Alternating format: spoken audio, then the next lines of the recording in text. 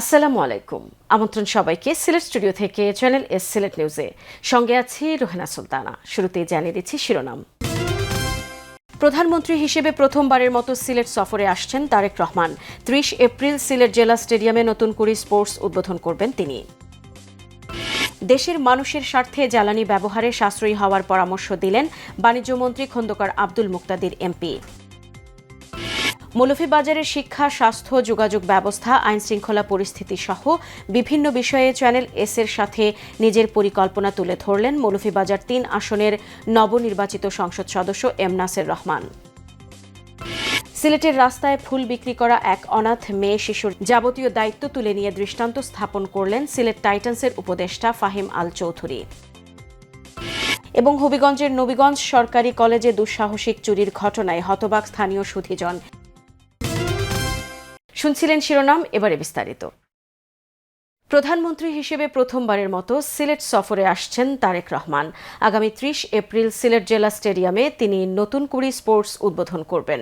সিলেট জেলা স্টেডিয়াম পরিদর্শনে এসে ক্রীড়া প্রতিমন্ত্রী মোহাম্মদ আমিনুল হক সাংবাদিকদের জানান, সবকিছু ঠিক থাকলে প্রধানমন্ত্রী সশরীরে উপস্থিত থেকে নতুন করে স্পোর্টসের উদ্বোধন করবেন। প্রতিমন্ত্রী জানান, নতুন করে স্পোর্টসে ফুটবল, ক্রিকেট সহ 7টি ইভেন্ট অনুষ্ঠিত হবে।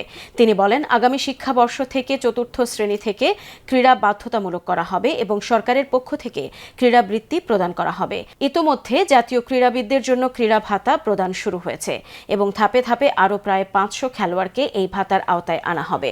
এর আগে গত ২১ জানুয়ারি সিলেট থেকে নির্বাচনী প্রচারণা শুরু করেন বিএনপি চেয়ারপারসন তারেক রহমান। ১২ ফেব্রুয়ারির নির্বাচনে বিজয়ী হয়ে তিনি প্রধানমন্ত্রী হন। বাণিজ্য, বস্ত্র, পাট ও শিল্প মন্ত্রণালয়ের মন্ত্রী খন্দকার আব্দুল মুক্তাদির এমপি বলেছেন, শুধু ব্যক্তি স্বার্থে নয়, দেশের সব মানুষের স্বার্থে যেন জ্বালানি ব্যবহারে আমরা সাশ্রয়ী হই। আমরা সাশ্রয়ী হব যেন আরও জ্বালানি সেভ করতে পারি। সেভ করলে আমরা জ্বালানি দীর্ঘ সময় ব্যবহার করতে পারব। আমরা যদি সেভ করতে পারি, দেশের জন্য জ্বালানি কম আমদানি করতে হবে। এতে আমাদের বৈদেশিক মুদ্রার খরচ কম হবে। সিলেটের নিজ বাসভবনে সিলেটের স্থানীয় ব্যবসায়ীদের সাথে বৈঠক শেষে সাংবাদিকদের প্রশ্নের জবাবে এসব কথা বলেন বাণিজ্যমন্ত্রী খন্দকার আব্দুল মুক্তাদির।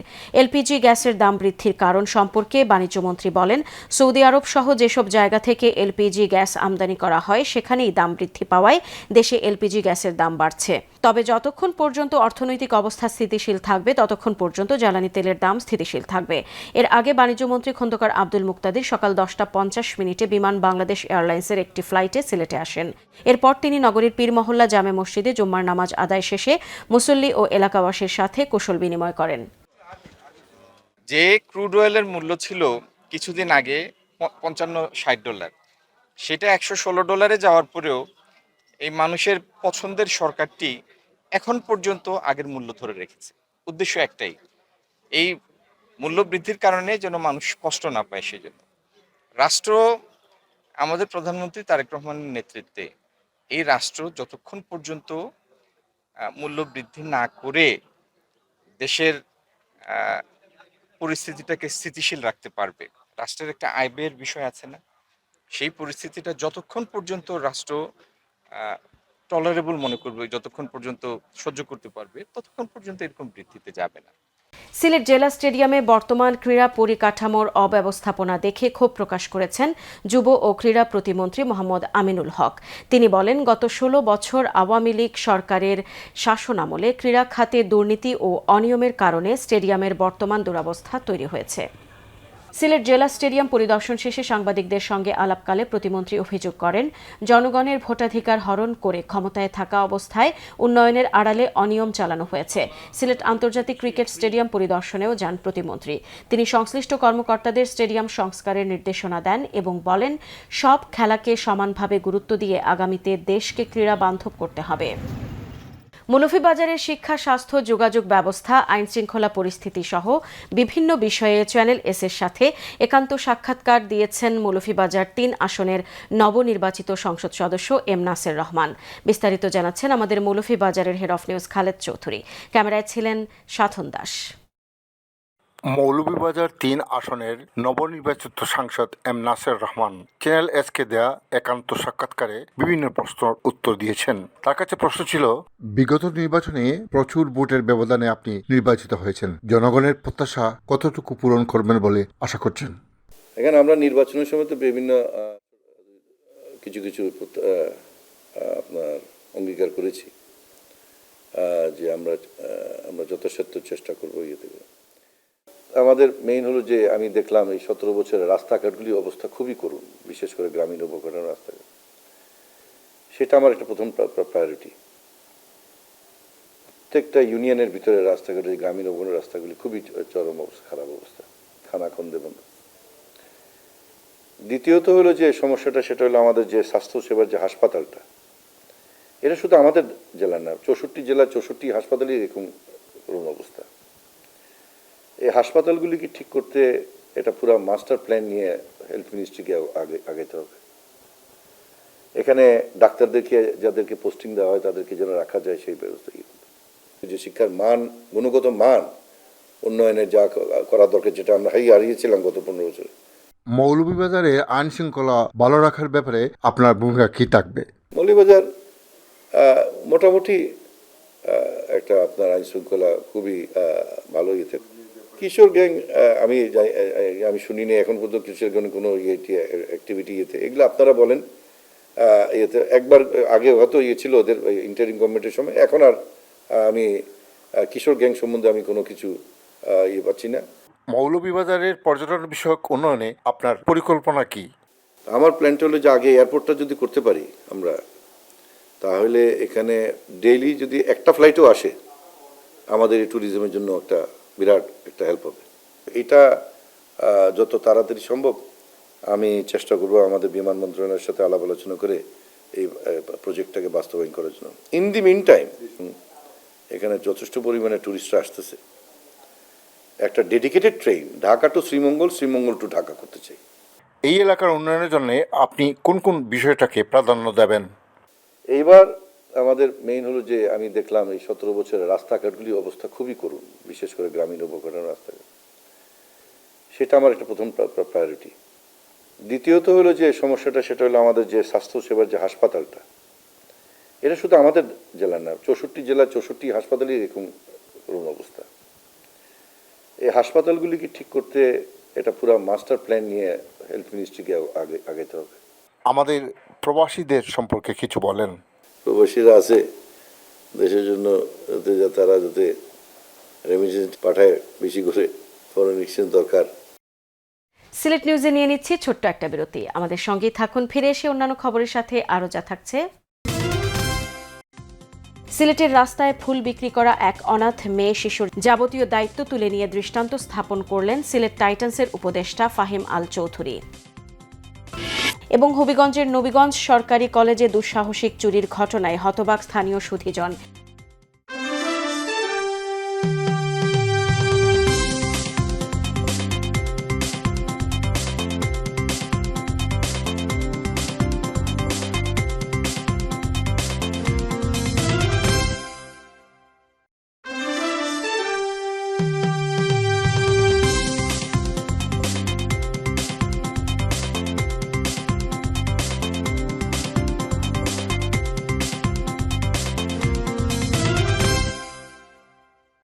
স্বাগত আরেকবার সিলেট স্টুডিও থেকে চ্যানেল এস সিলেট নিউজে।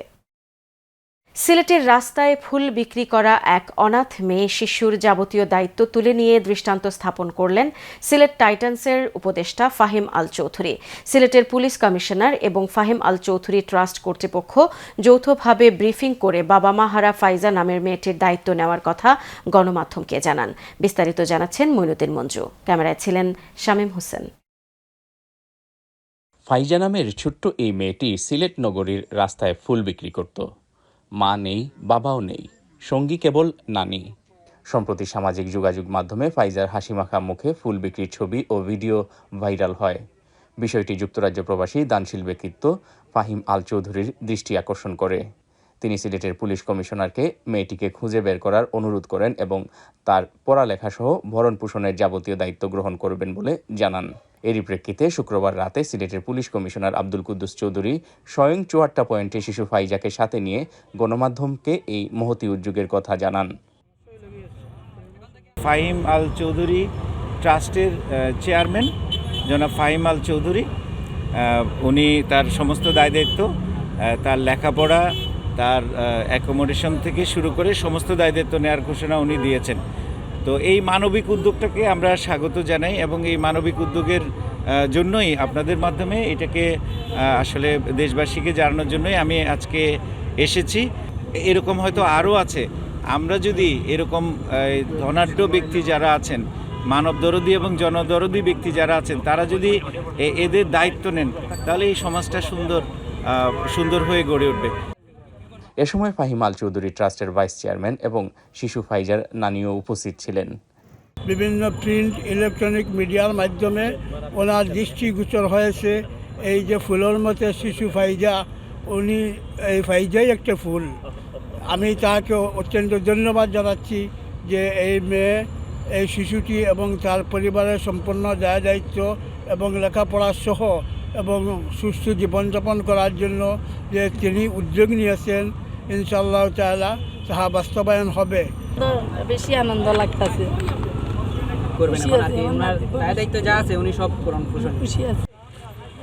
এ সময় পুলিশ কমিশনার আব্দুল কুদ্দুস চৌধুরী আরও জানান, ফাহিম আল চৌধুরীর মতো সিলেটে অনেক বিত্তশালী ও সমাজদরদী মানুষ রয়েছেন। সমাজের বিত্তবানরা এভাবে এগিয়ে আসলে এরকম সুবিধাবঞ্চিত শিশুদের পুনর্বাসন ও সুন্দর ভবিষ্যৎ গড়ে দেওয়া সম্ভব। Moinuddin Manju, channel S news, Sylhet.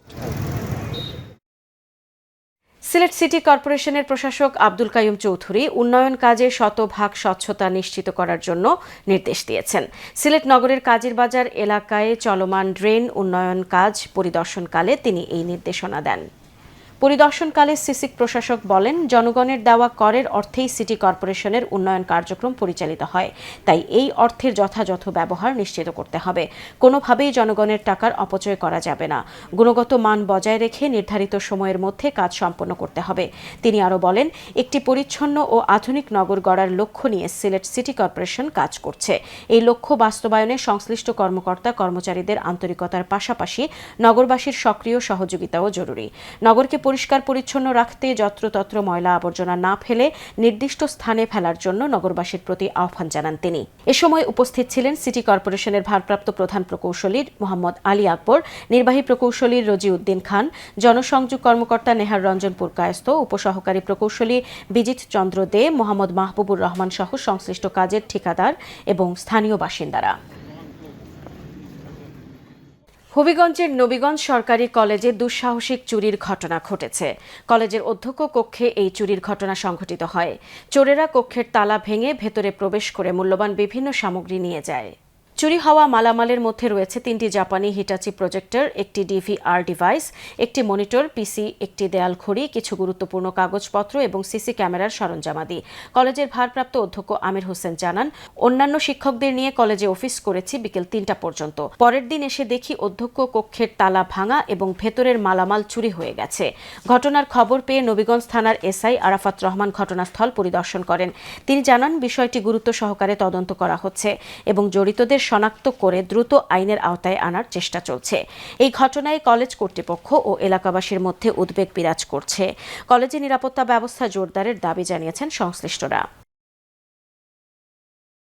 প্রায় 15 ঘণ্টা দুর্ভোগের পর সিলেটে পেট্রোল পাম্পের ধর্মঘট প্রত্যাহার করা হয়েছে। সিলেটের জেলা প্রশাসক কার্যালয়ে জরুরি এক বৈঠক শেষে এই ঘোষণা দেন Bangladesh petroleum dealers, distributors, agents and petrol pump owners অ্যাসোসিয়েশনের বিভাগীয় সভাপতি জুবায়ের আহমদ চৌধুরী। এর আগে ভ্রাম্যমাণ আদালতের অভিযানে জরিমানা আদায়ের প্রতিবাদ সহ বিভিন্ন হয়রানির অভিযোগ এনে বুধবার রাত 11টার দিকে সিলেট বিভাগের সব পেট্রোল পাম্প ও সিএনজি রিফুয়েলিং স্টেশনে ধর্মঘটের ডাক দেওয়া হয়। এরপর রাত 2টার দিকে পেট্রোল পাম্প মালিক সংগঠনের ভারপ্রাপ্ত সভাপতি রিয়াসাত আদনান ধর্মঘট স্থগিতের ঘোষণা দিলেও তা মানেননি অন্য পাম্প মালিকরা। ফলে রাত থেকে সিলেটের পাম্পগুলোতে তেল, গ্যাস বিক্রি বন্ধ ছিল। এতে দুর্ভোগে পড়েন গ্রাহকরা। নবীগঞ্জ উপজেলার 10 নম্বর দেবপাড়া ইউনিয়নের গোপলার বাজারে ভয়াবহ অগ্নিকাণ্ডে ক্ষতিগ্রস্ত বেকারি মালিক নূর আলমকে উপজেলা প্রশাসনের পক্ষ থেকে 32,500 টাকা আর্থিক অনুদান প্রদান করা হয়েছে। উপজেলা নির্বাহী কর্মকর্তা মোহাম্মদ রুহুল আমিন ক্ষতিগ্রস্ত নূর আলমের হাতে এই অনুদানের চেক তুলে দেন। এ সময় স্থানীয় জনপ্রতিনিধি ও গণ্যমান্য ব্যক্তিবর্গ উপস্থিত ছিলেন। উপজেলা নির্বাহী কর্মকর্তা মোহাম্মদ রুহুল আমিন বলেন, ক্ষতিগ্রস্তদের পাশে দাঁড়ানো সরকারের দায়িত্ব। প্রাথমিকভাবে এই সহায়তা দেওয়া হয়েছে, ভবিষ্যতেও প্রয়োজন অনুযায়ী সহযোগিতা অব্যাহত থাকবে। ক্ষতিগ্রস্ত বেকারি মালিক নূর আলম জানান, হঠাৎ আগুনে আমার বেকারির সবকিছু পুড়ে গেছে, প্রায় ৮ লাখ টাকার ক্ষতি হয়েছে। প্রশাসনের এই সহায়তা আমাকে নতুন করে ঘুরে দাঁড়ানোর সাহস দিচ্ছে। সিলেট নিউজ আজ এই পর্যন্তই। সিলেট বিভাগের প্রত্যন্ত অঞ্চলের খবর জানতে চোখ রাখুন চ্যানেল এস এর পর্দায়। সবাইকে ধন্যবাদ এতক্ষণ সঙ্গে থাকার জন্য। আল্লাহ হাফেজ।